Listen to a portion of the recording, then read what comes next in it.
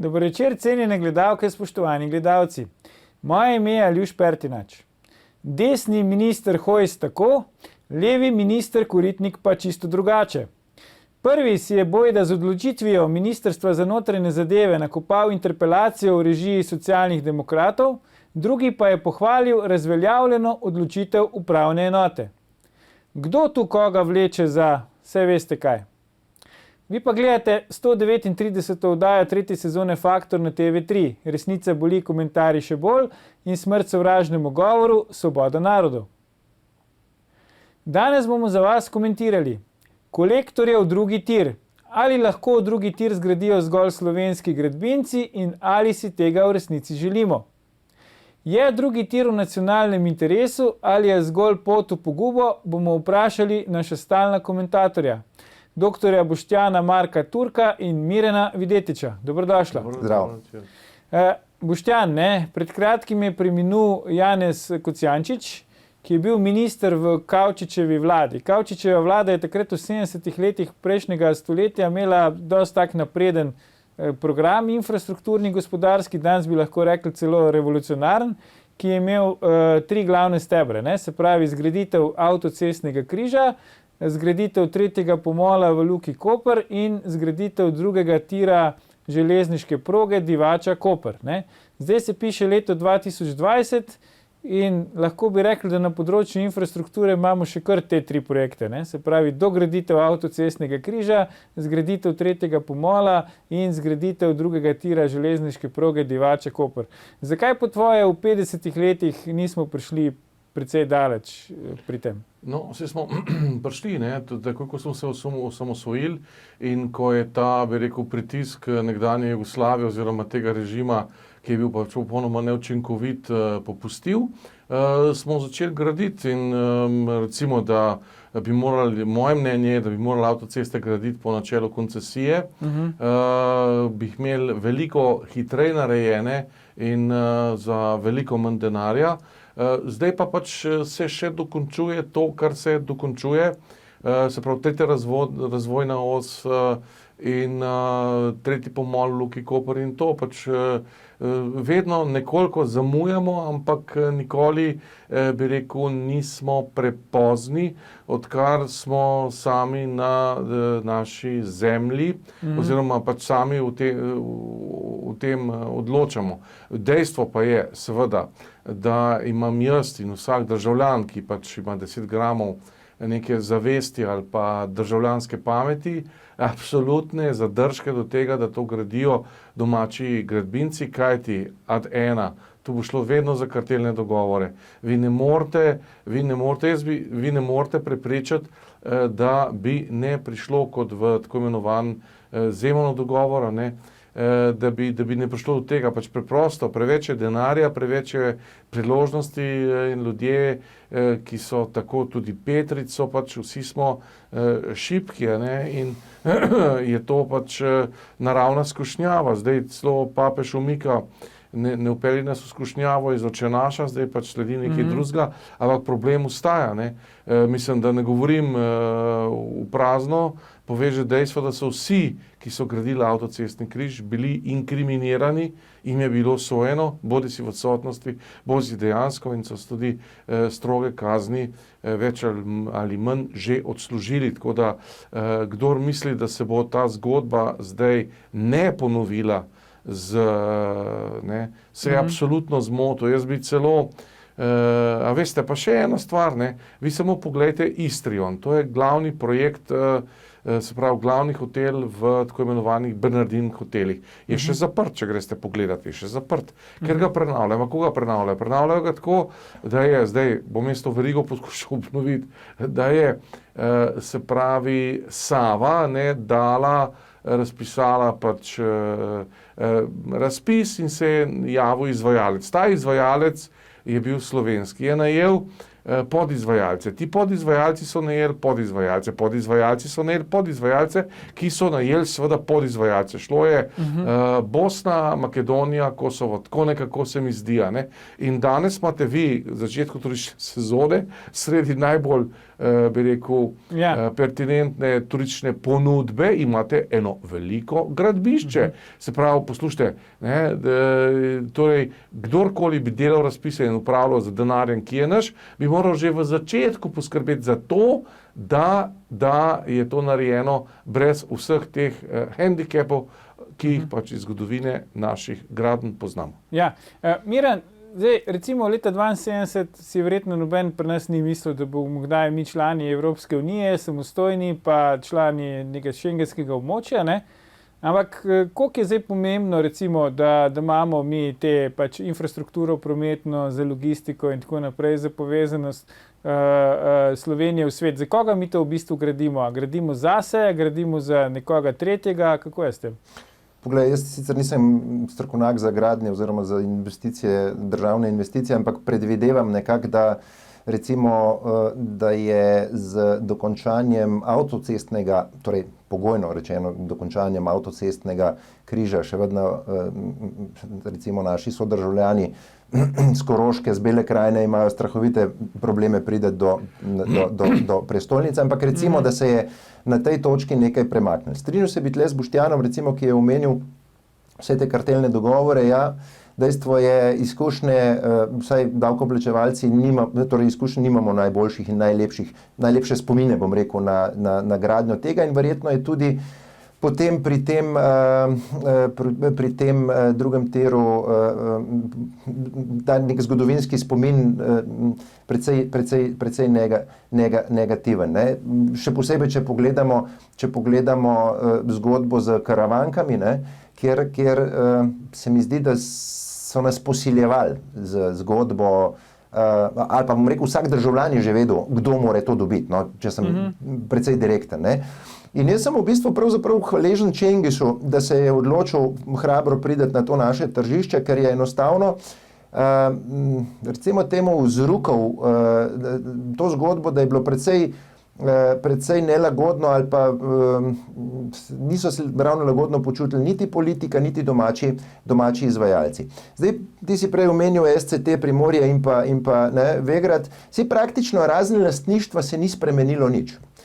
Še vedno so v teh kolektorjih, verjetno tudi pri gospodu Škrabcu in podobnih, ljudje, ki so bili nekoč zaposleni v teh strukturah SCT-ja, Primorja in so že takrat, bom rekel, napeljevali na politiko, da jim omogoča to, da se nekako tudi trg, čeprav formalno trg zapre za slovenska podjetja. In danes ni prav nič drugače. Ne? In zato pravim, ta Čengis je neka revolucija v Sloveniji. Na tvoje vprašanje bi pa odgovoril, verjetno bolj potrebujemo ta drugi tir, kot mogoče navadni državljani ta moment vemo sploh. Vezano predvsem na Luko Koper. Mi na ta način rešujemo Luko Koper, pri kateri zamujamo, bom rekel, z nekim investicijskim ciklusom. Potem recimo imamo, naš geografski položaj je krasen, torej ta drugi tir, Luko Koper in podobno, bi lahko koristile tudi zaledne države. Mi je pa čist nejasna odločitev, da smo se na koncu vendarle odločili, da teh zalednih držav ne povabimo zraven v ta projekt, kar mi jasno kaže, če sem probam biti malo bolj praktičen, da je nekdo želel imeti kontrolo, izključno kontrolo v rokah nad tem projektom. Ampak zdaj, Boštjan, jaz recimo drugi tir, tretji pomol, Koprsi in tako naprej, je to v nacionalnem interesu po tvoje? So to projekti, ki bi jih morala peljati vsaka oblast, recimo? Ja, zdaj, odvisno zelo tega, kaj definiramo kot nacionalni interes. Kar se drugega tira tiče, je nacionalni interes tisto, kar je skupina arhitektov in strojnikov zrisala pod predstojništvom profesor dr. Jožeta Duhovnika. Torej v tej ali oni, bi rekel, varianti, bi to lahko že zdavnaj funkcioniralo in bilo učinkovito nadomestilo tej megalomaniji. Poslušajte, še nekaj je, nihče se tega ni vprašal. Mi smo morali, kot nacija smo morali pristati na to, da poseže ta viadukt, ki je sicer lep, a ne, v Kraški rob in da iznakaži naravo. To smo morali narediti. Ampak zdaj novo iznakaženje narave na tem Kraškem robu, a ne, je pa popolnoma pač odpira neko drugo za Evropo 21. stoletja zelo ključno vprašanje, vprašanje ekologije, ne. Tako da, zdaj kaj je nacionalni interes, jaz to sploh ne vidim kot nacionalni interes. Nacionalni interes je bil vedno krinka Foruma 21, zato da so se pač določeni posli peljali, da so določene firme dobivale pač svoje projekte. Torej meni je ta gospod iz Hidrije, a ne, še posebej sumljiv, ker obvladuje medije in želi graditi. Iz kolektorja? Kolektorja, Stojan Petrič. Ne upam reči, ker jaz sem že v tožbah in tako. Ne, kolektorja se opravičujem. Ki pač obvladuje medije in je pač to jasen signal, da koliko je tukaj ura, ne vem, koliko Slovencev je to videl, ne.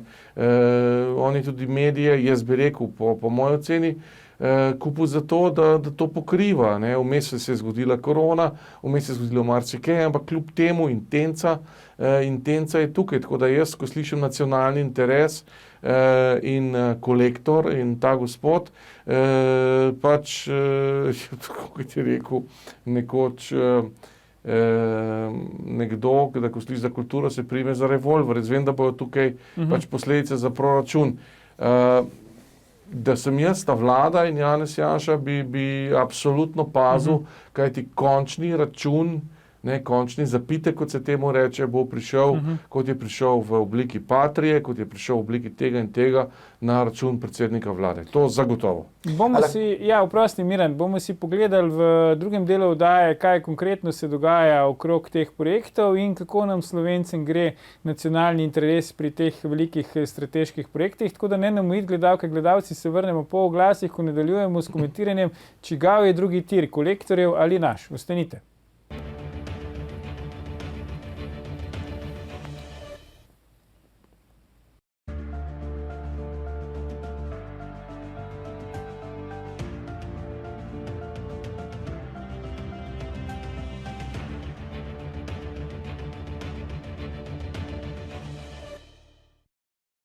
Dobrodošli nazaj. Z nami sta še vedno Boštjan M. Turk in Miran Videtič, pogovarjamo pa se o tem, čigav je drugi tir, kolektorjev ali naš. Miran, ti si hotel še nekaj dodati? Sem toliko o tem nacionalnem interesu. Vidite, se boste verjetno dobro spomnili, da ta nacionalni interes je kot neka skovanka prišel pred ljudi v tisti pivovarski vojni. Ne? In v bistvu, če pogledate danes, ne, se je potem kot požar razširil na prav vse ekonomske panoge, kjer so bili neki domači lastniki, katere je bilo treba nabildati, tudi, bom rekel, domači lastniki, ki so znani ne samo simpatizerji, ampak tudi, bom rekel, financerji in pa člani nekaterih združb. Ne? In enostavno so nas, po domač povedano, nategovali s tem nacionalnim interesom leta in leta. Ne? Zdaj si pravim, jaz toplo verjamem, da je tej skovanki odplenkalo in da dejansko se bo v tej državi začeli gledati predvsem kvaliteta, cena in pa roki dobav, izdelav in podobno. No. Ampak je zdaj, a je to pomanjkanje domoljubja pri nas treh, če ne rečemo, da bi morali slovenski gradbinci graditi? Ne, to nima nobene zveze z domoljubjem. Mislim, to imamo izkušnjo 20 let in avtocestnega križa, da rečemo temu ne, ker bomo pač plačali absolutno dražje. Ne? To je pač stvar zdrave pameti. Zdaj pa seveda, da se strinjam z kolegom Miranom, ne, da je ta nacionalni interes pač ena larpuratistična fraza, ki ne pove nič, ne. Oziroma pač se je lansirali v času, takrat sta celo Kangler, ne, in moj nekdanji prijatelj Andraž Vehovar v okviru Slovenske ljudske stranke bila za to, da se Union obdrži v slovenskih rokah, to je bilo leta 2002, ampak to ne pomeni ničesar. Poglejte, Slovenija živi od turizma, Slovenija živi od od globalnega trga, se pravi od multigospodarstva, v katerem ena žarnica pride z Kitajske, pride v Slovenijo, je vgrajena v luč in gre naprej v Nemčijo in nastane tam luč od Mercedesa. In zdaj mi ne moramo govoriti nacionalni interes, to je že oksimoron oziroma bistroumni nesmisel. Pač vse, kar je dobro za Slovenijo, in to je bistveno, je nacionalni interes, ampak Kučan in predvsem pa Janez Kocijančič, ki sem ga jaz ves čas imel, ker sem ga imel priložnost osebno poznati za zelo inteligentnega človeka, zdaj ga ni več, so to definirali kot tisto, kar nam koristi. Tako kot je vedno to partija delala, osvoboditev, mi smo osvobodili Slovenijo, kaj ste osvobodili, za koga in tako naprej. In tu je ista zgodba. Nacionalni interes je vse, kar Slovencem koristi. Kaj jim pa ne koristi? Ni jim pa koristil, se pravi, izgradnja avtocestnega križa, Šentviški predor, vse, kar vemo na način, kot se je zgodilo. In jaz mislim za kolektorjem in človekom, ki ima hkrati medije in hkrati lopato v roki, mislim, to je fatalna kombinacija, jaz se tega samo bojim. To zagotovo ne bo v nacionalnem interesu, kot ga moramo razumeti, to je v interesu vseh ljudi, davkoplačevalcev, vseh nas, ki smo tukaj. To ne bo. No, ampak še mogoče ta stavek, ampak poglej, kako se je kompletna politika, predvsem torej, ne moram reči, da se je na levi strani ustrašila, verjetno so bili del tega, nacionalnega interesa. Kako je komplet politika to skovanko ali pa vzela za svojo, in enostavno, torej, prišli bomo verjetno tudi do vprašanja, kaj lahko politika tukaj naredi zdaj. Enostavno politika je bila po tej skovanki nacionalnega interesa potrebna tem tajkunom ali pa lastnikom kapitala približno toliko, ne vem, spodnjice v teh filmih za odrasle, torej nič. Tako da enostavno, ko so oni s to skovanko prišli ven, so mnoge ekonomske panoge v Sloveniji, torej te lastniki teh podjetij, začeli plenti. Lahko direktno rečemo začeli plenti. In ena najbolj brutalnih zgodb je ravno v gradbeništvu in seveda se bojimo, ljudje, ki verjetno imamo vsaj približno neko moralna načela, se bojimo, da se bo to nadaljevalo tudi s TDK-jem, torej z drugim terom, nadaljevali se bi verjetno tudi z karavankami in podobno. Seveda, če te enkrat kača pič, oziroma se potem špage bojiš.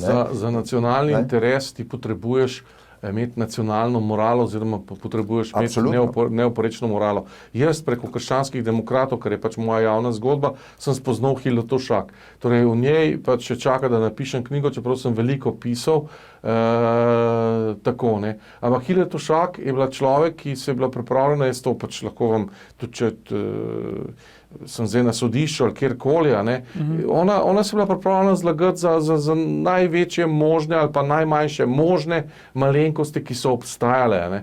In te zgodbe, ki so potem pokazale pri Vegradu, pač so vsaj bile v toliko produktivne, pa SCT propad, da nam zdaj velikega, da se nam državljanom, v imenu nacionalnega interesa, velikega ropa naših denarnic, prav davkoplačevalskega denarja, jaz upam, ni potrebno bati, ampak ne morem pa dati nobene garancije. Ampak takrat je pa to za to šlo. Pa diskete, ki so prispele, pa potem so še ne prispele popravljene, vsak je bilo pa 1, 2, 3, 5, 6, ampak ne dolarjev, ampak evrov več. Pa poglejte samo Šentviški predor. Če začnemo pri tistem, kar je bistveno, da je Šentviški predor popolnoma nepotreben. Kdorkoli pozna geografijo tega dela Ljubljane, bo točno vedel, da se je dal se pravi, zdaj govorim, imamo to Stegne oziroma pri Šmarni gori, se je dal pač potegniti, ker je samo njiva, nič drugega ni, bi se dal potegniti eno deteljico, pa še eno deteljico, pa se povezati na severno obvoznico brez predora. Saj to je ta problem, Boštjan, ker sem mogoče na začetku opozoril.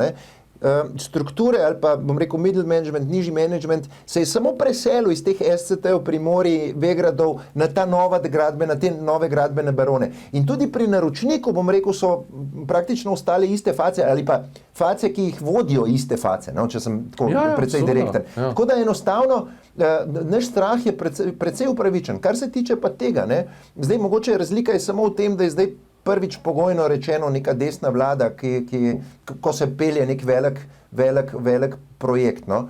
Tako da enostavno vsi te igrači, lastniki, bom rekel, so vsa ta leta nekako bili pripeti na to levo politično stran. Sem pa prepričan, ne, da če jim bi bilo dano, da bi se pripeli tudi na desno, lahko zelo hitro. Ne. No vse, ampak zakaj po vajenem mnenju recimo se politika toliko bolj boji gradbincev kot recimo logistiko, avtoprevoznikov in tako naprej?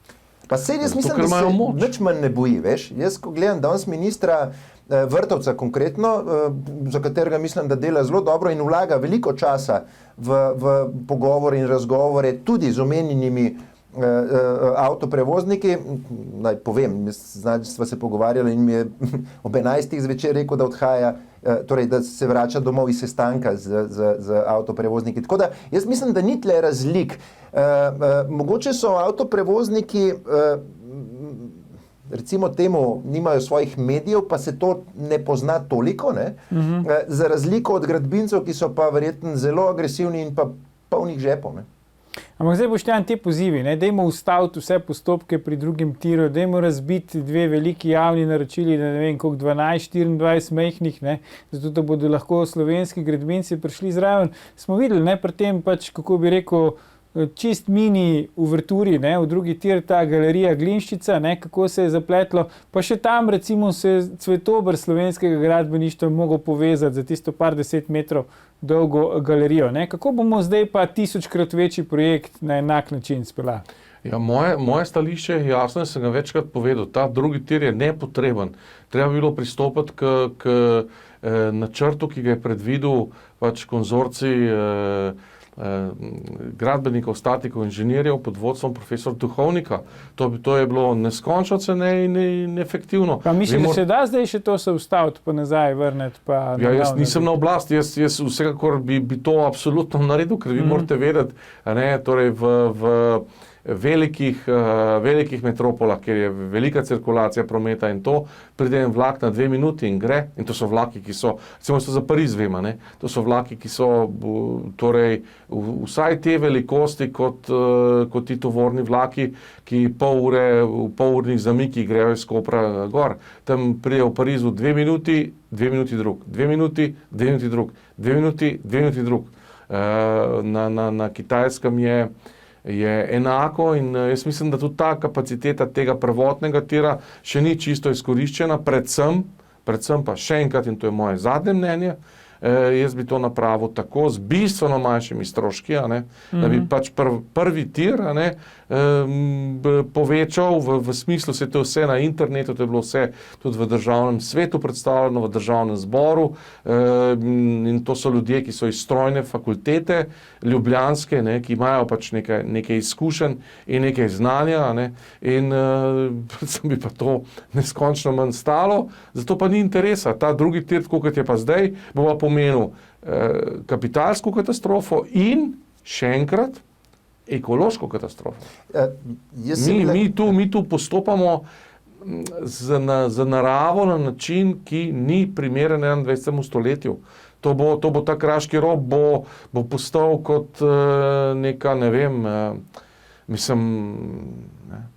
ja, še enkrat, bilo je potrebno avtocesta, ni šlo drugače, če smo hoteli zagotoviti pač povezavo dežele oziroma notranjosti dežele z morjem. Ni šlo drugače. Ampak zdaj še enkrat to ponavljati za nekaj, kar pa sploh ni potrebno, vprašanje pa seveda tudi koliko bo stalo, se mi zdi pa absolutno. Vprašanje tudi seveda, če bojo to vložili pač glede na tako imenovano Naturo 2000, ki je tam zaščitena, če bojo to vložili na Evropski parlament, da ne bo prišlo do blokade. Koliko jaz vem, da je to so ideje, ki jih je državljan Vili Kovačič je že večkrat sprožil. In tu je pač zdaj vse odprto, ker če bojo oni prepovedali gradnjo tukaj, potem je konc. Jaz bi mogoče sem tle dodal, Ja. zdaj, dejstvo je, da imamo ta TDK, ne? Dejstvo je, da imamo to rešitev. Zdaj, jaz se ne spoznam toliko na to zadevo, se da to ustaviti ali ne, verjetno to pogojuje tudi neke velike stroške, celo, ne vem, nek denar je že tudi Evropa obljublja in podobno. Tako da jaz sem skoraj prepričan, da prav zdaj presekati pa reči, zdaj pa se tega ne gremo, se ne da. Ne? Zdaj jaz mislim, da je treba razmišljati predvsem v smeri, kako ta projekt narediti vsaj bolj transparenten, pa mogoče finančno tak, da bo enostavno se lahko nekoč pokazali, da je bil vreden, ali pa bom rekel, da je donos od tega presega te stroške, te izgradnje. Ne? Enostavno moja ocena je, da ta TDK, to projektno podjetje, ki je bilo ustanovljeno, je treba ojačati in v smislu menedžmenta in v smislu nadzora. To je absolutno prepotrebno. In tle verjamem, da ta vlada lahko zavije v to smer, da se razni domači gradbinci ne bi več počutili tako lagodno, pa najme tudi proglasijo, da nisem domoljub zaradi te izjave, pa vendarle zame je precej večje domoljubje to, da se na vsak javni dinar pazi in se ga vloži, bom rekel tako, da se ve, kam gre. No? Tako da drugače pa bolj to zame večje domoljubje, da pripeljemo nov Čengis in mu te posle damo, ker nam bojo to naredili, ne vem, kvalitetno, cenovno ugodnejše in v rokih. To je zame pol domoljubje. Ampak vseeno, resorni minister je iz Nove Slovenije. Ne? A je Nova Slovenija stranka, ki je recimo imuna na te neke domačijske interese? Vemo, da na Škrabčevi domačiji so zmerom toplo sprejeti, tam se očitno odlično počutijo. Ne? A nas mora to skrbeti, a lahko zaupamo, da se bojo znalo pred tem pritiskom, o katerih vi da govorite? Ja, mislim, da nas mora to seveda skrbeti, ker Škrabcem je izredno povezana pač Nova Slovenija. Zdaj, meni se Nova Slovenija zdi, da delajo zelo pametno in to, da so stopili v vlado in z ljudmi, s katerimi so, delajo pametno. Jaz ne vidim, meni delujejo veliko bolj inteligentni kot recimo ena stranka Alenke Bratušek ali karkoli, kar napada iz opozicije, da ne govorimo o eksperimentu Fajon, ki se bo slabo končal. Ampak zdaj seveda ampak že, bi rekel, taka velika javna pozornost, oddaja, konec koncev naša oddaja, govorijo o tem, da bo to zdaj vse pod drobnim gledom javnosti. Ne. In jaz mislim, da se je glavna stvar se je zgodila, pa to smo v Faktorju analizirali, ne, v trenutku, ko Kolektor je računal, da bojo pač nadzorniki podprli rešitev in da bo on delal karavanški tunel in se nadzorniki niso odločili, kot je hotel Kolektor.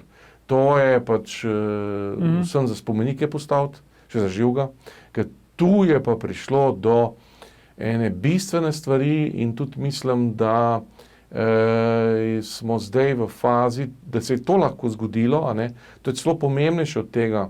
To pomeni, da globoka država več ne nadzira velikih infrastrukturnih projektov, ki jih je ves čas do tega trenutka nadzorovala. To pomeni, tudi ko smo se pogovarjali odhod Janeza Kocijančiča, Janez Kocijančič, še enkrat pravim, je name naredil vtis izredno inteligentnega človeka. Karkoli si jaz seveda mislil in sem to seveda tudi izrecno povedal in napisal o njem.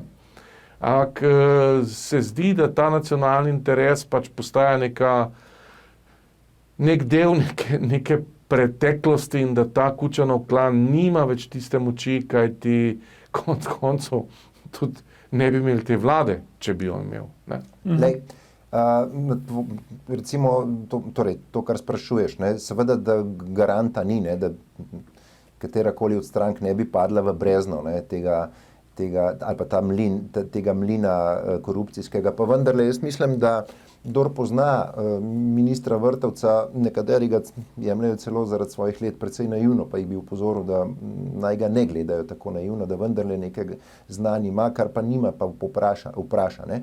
Zdaj, kako bi pa Nova Slovenija... Ja, po moje vprašanje, Miran, koga sprašuje, a veš? Ja, dobro, okej, se strinjam, ampak recimo, če bi pa ali lahko Nova Slovenija pade noter. To je predvsem bom rekel, moralno vprašanje za generalnega sekretarja te stranke, ali ima razčiščene odnose tudi na koncu s Škrabcem. Pa to ne pomeni, da ta isti Riko ne bi smel delati, samo zaradi tega, ker pozna, bom rekel, vodstveno strukturo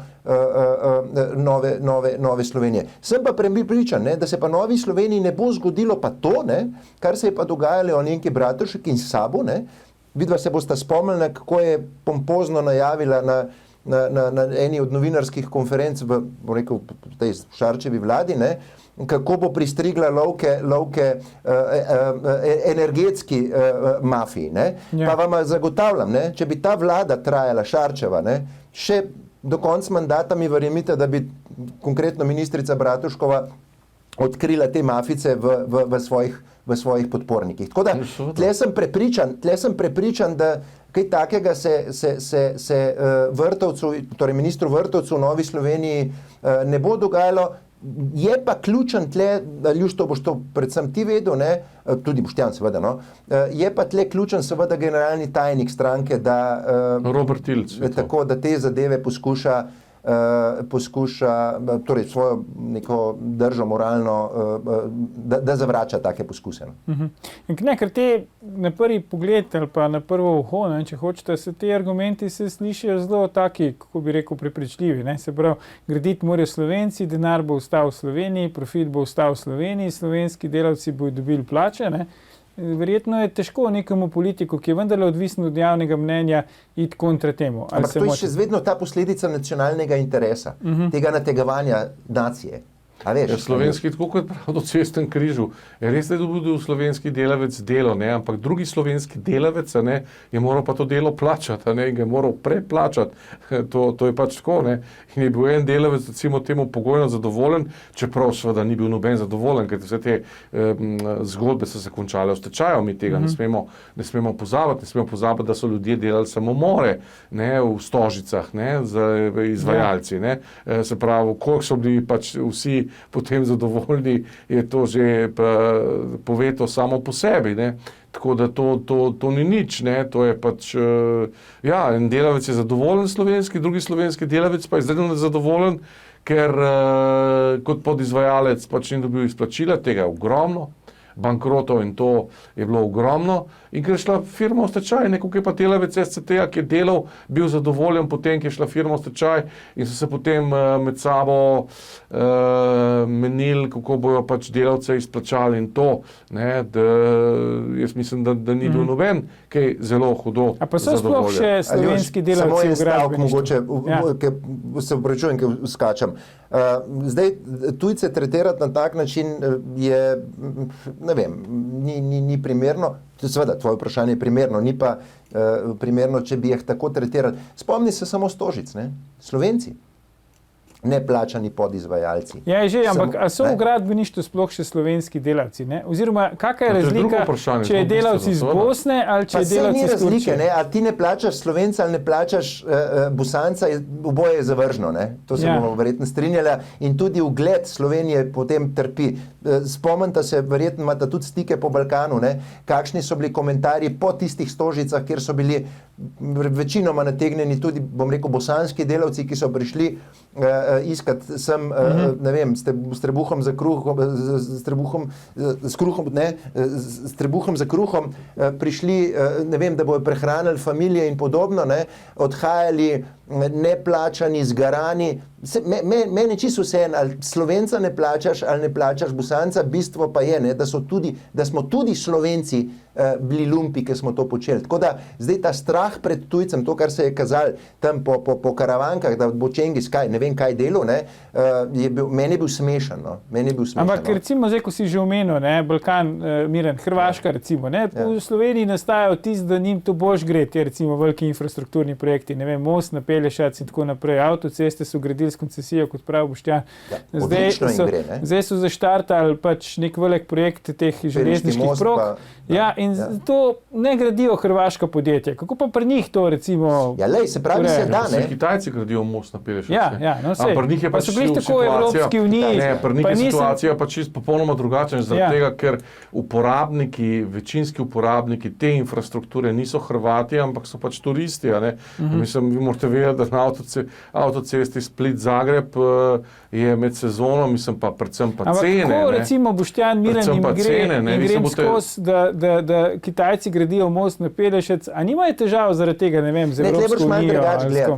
Tle hrvaška politika se pa zaveda, da projekti, ki so vezani na turizem, torej dalmatinski projekti predvsem, tam pa enostavno če malo po gostilniško povem, se da verjetno tu pa tam malo prinesti v žep, ampak tam se pa kaj dosti ne morejo igrati, ker bi bil pa recimo Pelješki most, jaz se ne spomnim točnega podatka, ampak neki ekonomisti so izračunali, koliko to prinaša dodatno hrvaškemu turizmu. Tako da, veš, vsaka resna vlada se bo pa zavedala, da s takimi projekti, ki so pa vezani na ta turizem, tako kot Boštjan pravi, to bojo uporabniki v glavnem tujci, tam se pa ni zaigrati. In tam so pač Kitajci prišli z najboljšo ponudbo in ta posel bojo dobili hkrati, se je pa zdaj v tem covidu tudi izkazalo, da se je to Hrvatom še kako splačalo pri materialu. Ker recimo Pelješac most gradijo Kitajci, železnice bojo gradili Turki, konkretno Džengis, pa nič ne slišimo, pa verjetno imajo tudi Hrvati gradbene firme hrvaške, ampak tam nič ne slišimo, da bi jih to motilo. Pri nas pa je blazen problem, tudi neki ekonomisti, Jože Damjan in tako naprej razlagajo, slovenska gradbena podjetja, to je absolutno. Seveda. Slovenska gradbena podjetja, na Hrvaškem tega ni slišati, zakaj? Poglej, prvo, hrvaški ekonomisti, ki se oglašajo javno, so neki ljudje, ki jim gre zaupati, da povejo tisto, kar resnično po svoji strokovnosti mislijo, ne pa pri nas, ki se sprašuješ vzad, kdo ga plačuje, tega istega ekonomista, ki potem plasira. In ta isti ekonomist je v 10 letih iz ekstremnega, torej neoliberalca postal zagovornik iz gorečega Janšista 10 let nazaj, ki bi v imenu Janše ubijal, je zdaj postal tisti, ki Janša ubijal. To je pač dejstvo, to smo vsi videli, to pot, ki jo je prehodil.